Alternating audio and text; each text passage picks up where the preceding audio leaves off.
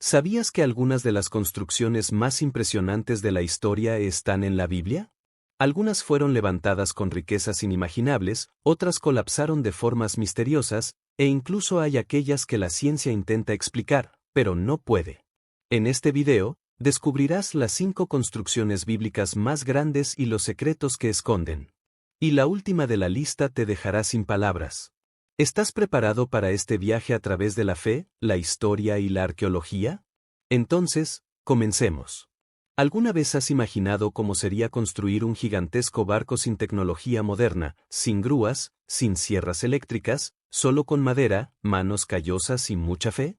Pues eso fue exactamente lo que hizo Noé. Hoy nos sumergiremos en este fascinante misterio que ha atravesado milenios y sigue intrigando a científicos, arqueólogos y personas de fe. La Biblia nos cuenta que, en un tiempo de extrema corrupción en la tierra, Dios eligió a un hombre para una misión imposible: construir un refugio colosal para salvar a su familia y a representantes de cada especie animal de un diluvio global. Ahora, imagina la escena: Noé recibe esta orden divina y comienza a cortar madera, hacer ensamblajes, crear compartimentos. El trabajo fue arduo. Fueron décadas enfrentando burlas, calor intenso y el peso de la responsabilidad de preservar la creación de Dios. El arca no era un simple barco. Sus dimensiones eran gigantescas, aproximadamente 135 metros de largo, 22 metros de ancho y 13 metros de alto. Para que te hagas una idea, es casi del tamaño de un buque de carga moderno.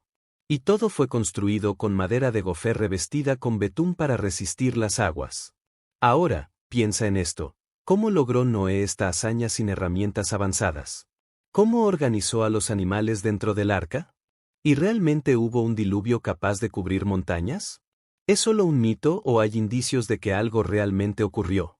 Geólogos e historiadores han encontrado evidencia de una gran inundación en la región de Mesopotamia. Algunos estudios sugieren que, hace miles de años, un evento catastrófico pudo haber sumergido vastas áreas, dando origen a la tradición de un diluvio global. Pero lo que más llama la atención son los supuestos hallazgos del arca misma. En 1959, un piloto turco sobrevoló el monte Ararat e identificó una formación que recordaba el casco de un barco. Desde entonces, varias expediciones han intentado confirmar si los restos del arca de Noé están allí. Algunas de estas misiones han encontrado fragmentos de madera petrificada, además de estructuras geológicas compatibles con una embarcación de gran tamaño. Pero, ¿será realmente el arca de Noé? La ciencia sigue debatiéndolo, mientras que la fe permanece inquebrantable. Ahora, imagina estar frente a una ciudad rodeada por enormes murallas, tan gruesas que podían resistir cualquier ataque. Ahora, piensa en lo imposible: esas murallas colapsan no por máquinas de guerra, sino solo por el sonido de trompetas y gritos de fe. Esa es la historia de Jericó, una de las ciudades más antiguas del mundo y escenario de uno de los eventos más impresionantes de la Biblia. Pero, ¿realmente ocurrió? ¿Qué dice la ciencia sobre esta increíble caída? La Biblia describe a Jericó como una ciudad fortificada con murallas que parecían infranqueables para los israelitas, quienes acababan de salir del desierto tras 40 años de peregrinación. Conquistar Jericó era un desafío gigantesco, pero Dios tenía un plan.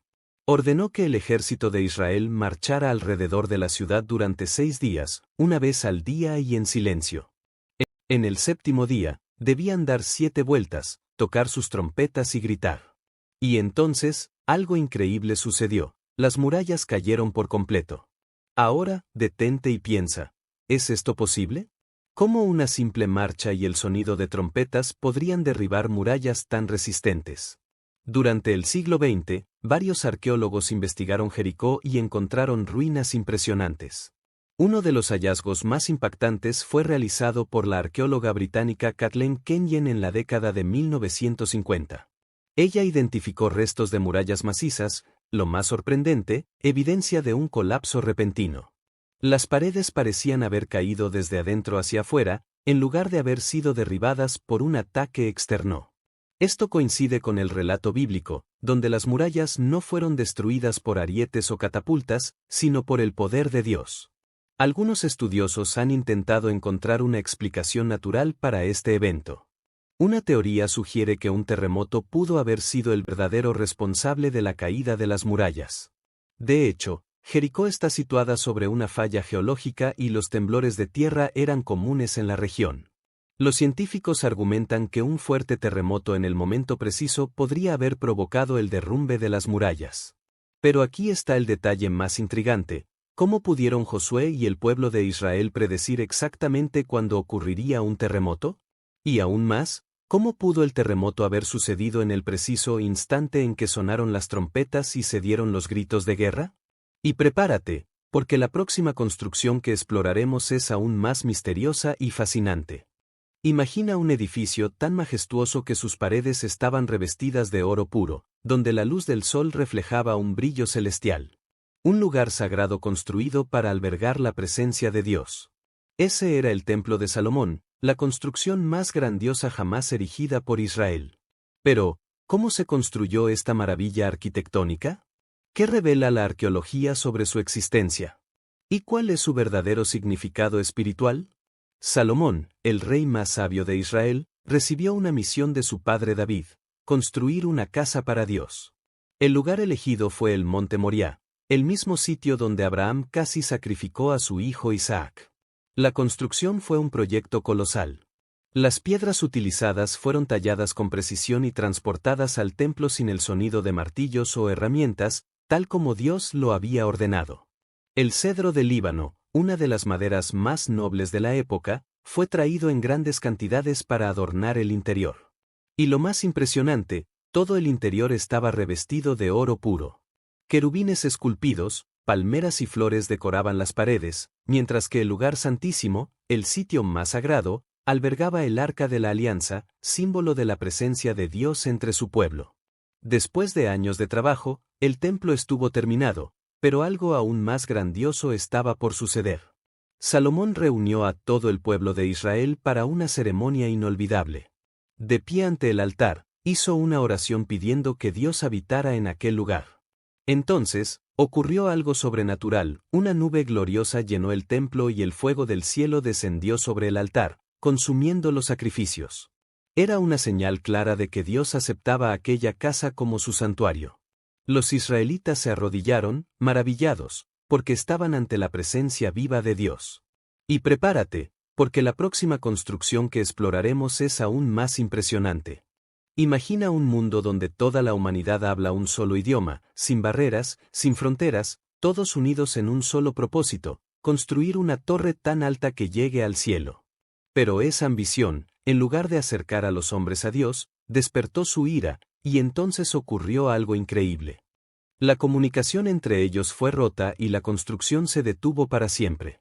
Pero, ¿qué fue realmente la Torre de Babel? ¿Existió de verdad? ¿Qué tiene la arqueología que decir sobre esta historia?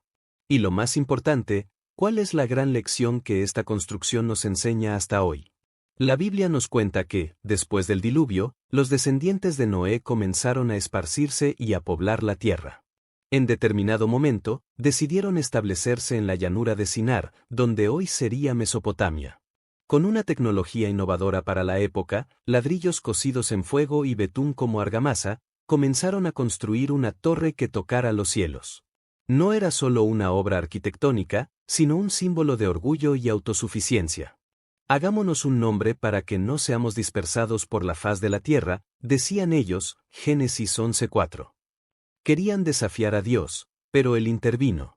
Al ver la ambición humana, Dios tomó una decisión radical: confundir el lenguaje de los hombres para que no se entendieran más.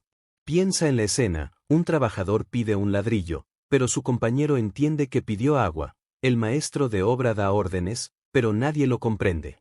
De un instante a otro, el caos se apoderó del sitio de construcción y la obra se detuvo. El pueblo se vio obligado a dispersarse por el mundo, formando diferentes naciones y culturas. Este evento marcó el nacimiento de las lenguas que hablamos hoy. Pero, ¿es esto solo un mito o hay evidencia de esta torre? Muchos estudiosos creen que la Torre de Babel pudo haberse inspirado en un zigurat, un tipo de templo en forma de pirámide escalonada que existía en Mesopotamia. El más famoso de ellos es Etemenanki, un gran templo en la antigua Babilonia dedicado al dios Marduk. Inscripciones babilónicas se refieren a este lugar como la casa que une el cielo y la tierra, un nombre que recuerda mucho el propósito de la Torre de Babel. Los registros históricos indican que Etemenanki fue destruido varias veces hasta ser abandonado. ¿Sería esta la torre original mencionada en la Biblia? No hay una respuesta definitiva, pero la semejanza entre las descripciones es impresionante. Ahora piensa conmigo, ¿qué estás construyendo? ¿Algo para la gloria de Dios o para tu propia gloria? Si eliges construir tu vida basándote en la voluntad de Dios, comenta ahora, Señor, quiero edificar mi vida en ti. En el próximo capítulo, exploraremos otra construcción bíblica que desafía la lógica y la historia. Imagina vivir en una época en la que tu pueblo fue arrancado de su tierra, llevado al exilio y vio el templo sagrado reducido a escombros. ¿Sería el fin de la conexión con Dios? No para los judíos. Cuando regresaron del cautiverio en Babilonia, trajeron consigo un sueño, reconstruir el templo y restaurar su fe. El segundo templo de Jerusalén no fue solo un edificio, sino un símbolo de renacimiento, esperanza e identidad para toda una nación. Pero, ¿cómo fue construido? ¿Qué lo hacía especial? ¿Y por qué fue destruido?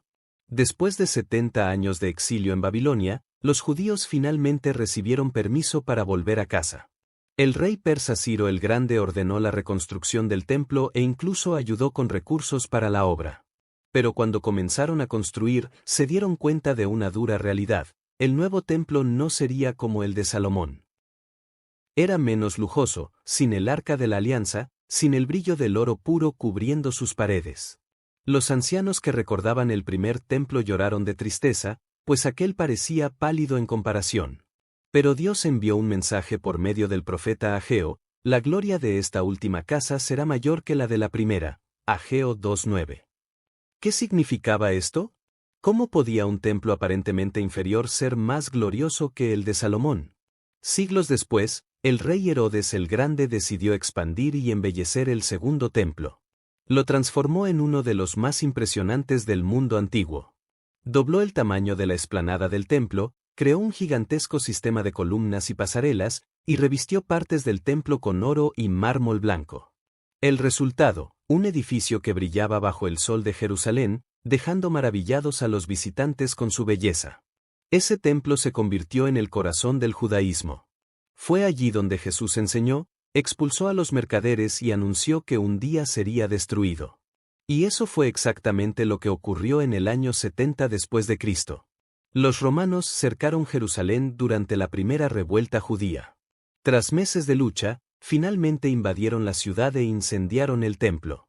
Los relatos históricos dicen que el oro se derritió y se deslizó entre las piedras, llevando a los soldados romanos a desmontar todo para recoger el metal precioso. Hasta hoy, lo único que queda es el Muro de las Lamentaciones, un fragmento de la estructura que aún se mantiene en pie, recordando a los judíos la grandeza y el dolor por la pérdida del templo. El templo era el lugar de la presencia de Dios, donde se ofrecían sacrificios y el pueblo buscaba perdón y orientación. Pero algo cambió. Jesús vino y trajo un mensaje revolucionario: destruyan este templo y en 3 días lo reconstruiré. Juan 2:19. Ahora, piensa conmigo, si Dios quiere habitar en ti, ¿está tu vida preparada para recibirlo? Si deseas ser un templo vivo para Dios, comenta ahora: Señor, habita en mí.